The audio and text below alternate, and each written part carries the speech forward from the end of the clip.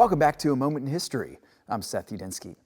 In the history of the United States, there's only one man who ever held the title of serving for more than 2 terms as American president. That man presided over the nation during one of its most crucial periods.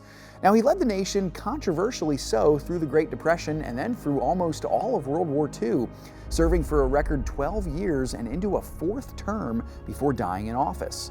Let's explore one of the most influential and contentious presidents in U.S. history, Franklin Delano Roosevelt.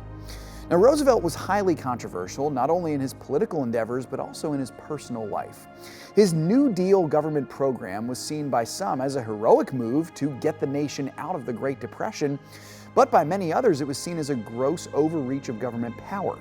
His marriage to his wife and distant cousin Eleanor had the public persona of positivity, but underneath it there were rumors of sexual infidelity and adultery on his part. Still, he was one of the most influential presidents ever to serve. He was born in 1882, a distant relative of President Theodore Roosevelt. In his 30s, Franklin was stricken with a harsh case of polio that restricted the use of his legs and eventually left him in a wheelchair through most of his presidency. Now, Roosevelt's greatest strength as president was his ability to personally encourage the American people during times of chaos. He spoke to the American people on a consistent basis using the new medium of radio with his fireside chats from the White House.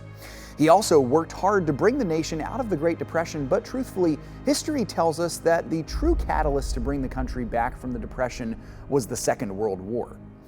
Now, Roosevelt was able to remain in office for so long, partially because there were no term limits then, and also because the American people wanted some form of stability during times of craziness. They found it in FDR, whom they elected again in 1936, 1940, and 1944. Now, during his second and beginning of his third terms, FDR had to keep a close eye on the war breaking out in Europe, and when the United States was openly attacked at the Pearl Harbor Naval Base. In December of 1941, Roosevelt declared war on Japan and the Axis.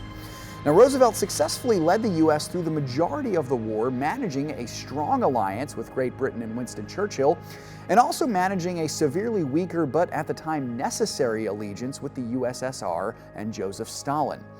But the toll of more than a decade at the helm was catching up with the president. As the war was nearing its end, Roosevelt, who had battled severe health problems his entire life, as we saw previously, died of a brain hemorrhage in April of 1945, less than a month before Germany's surrender to the Allies. Thanks so much for joining me once again for A Moment in History.